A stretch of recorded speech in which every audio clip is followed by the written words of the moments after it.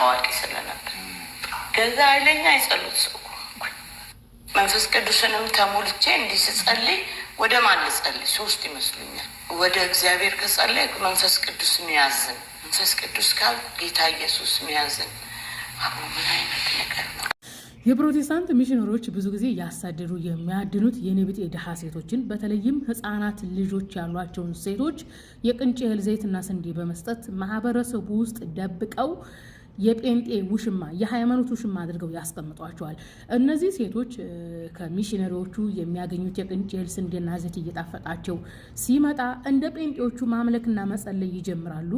ማምለክና መጸለይ የጴንጤዎቹን ሃይማኖት መከተል ሲጀምሩ በጴንጤ ሶስት ፈጣሪ እንዳለ ነው የሚነግሯቸውና የትኛውን ፈጣሪ ማምለክ እንዳለባቸው ወደ የትኛው ፈጣሪ መጸለይ እንዳለባቸው ግራ ይገባቸዋል። እቺን ሴትዮ ሰምታችኋታል። እንግዲህ ሙስሊም ነኝ እያለች በተለያየ ሶሻል ሚዲያ የጴንጤ ዩቲዩብ ላይ ምናምን ትቀርባለች። ሚስኪን በቃ ባስቤዛ የጴንጤ ውሽማ አድርገው ነው ያኖሯት ለዘላለም ማለት ነው። እና ጴንጤዎቹ አድርጊ እንደሚሏት ነው የምታደርገው እንጂ ገብቷት አይደለም የምትኖረው። ኢቭን ምንድነው ያለችው ማምለክ ስትጀምር እግዚአብሔር የሚባል አለ፣ መንፈስ ቅዱስ የሚባል አለ፣ ኢየሱስ የሚባል አለ ብለው ነው የነገሯት። የትኛውን እንደምታመልክ ግራ ይገባታል።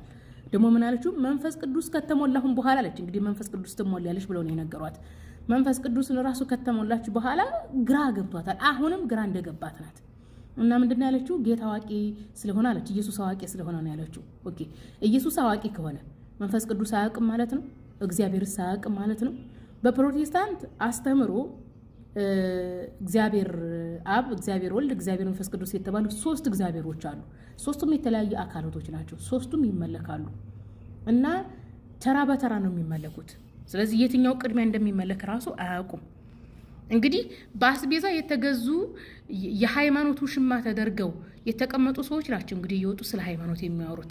እስቲ ልች ሴትዮ በቃ ለኔ ባይገባኝም መንፈስ ቅዱስን በሚያስደስት መልኩ ነው ምኖረው ነው ያለችው። እሷ ስቲል እስካሁን አልገባትም። ነገር ግን እሷ የምታደርገው ነገር መንፈስ ቅዱስ ይገባዋል ነው የምትለው። መንፈስ ቅዱስ አንቺን አያውቅሽም። ሲጀመር መንፈስ ቅዱስ ፕሮቴስታንትንም ኦርቶዶክስንም ካቶሊክንም አያውቅም። መንፈስ ቅዱስ ኢየሱስን ፈጣሪ ነው የሚልን አካል አያውቅም። አያውቃችሁም። እንደውም ቢረግማችሁ እንጂ መንፈስ ቅዱስ ማለት ነው። ስለዚህ መንፈስ ቅዱስ አንድ ሰው መንፈስ ቅዱስ ተገለጠልኝ የሚለው አንድ እግዚአብሔር አለና በአንዱ በእግዚአብሔርና በሰዎች መካከለኛ የሆነው ሰው የሆነው ኢየሱስ ነው ለሚል ሰው ብቻ ነው መንፈስ ቅዱስ የሚገለጥለት እንጂ ኢየሱስም እግዚአብሔር ነው፣ አብም እግዚአብሔር ነው፣ መንፈስ ቅዱስም እግዚአብሔር ነው የሚል አካል መንፈስ ቅዱስ ይረግመዋል እንጂ አጥብቆ ይጠላዋል እንጂ መንፈስ ቅዱስ አይገለጥለትም።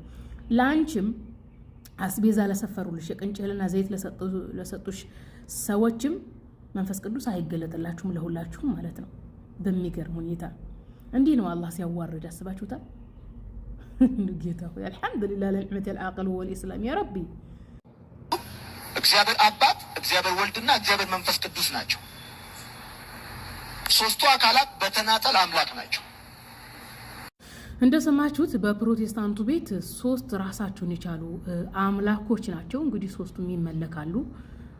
ተራ በተራ ነው የሚመለኩት። አስባችሁታል? አንዱ ሲመለክ አንዱ ተራውን ጠብቆ ነው የሚመለከው።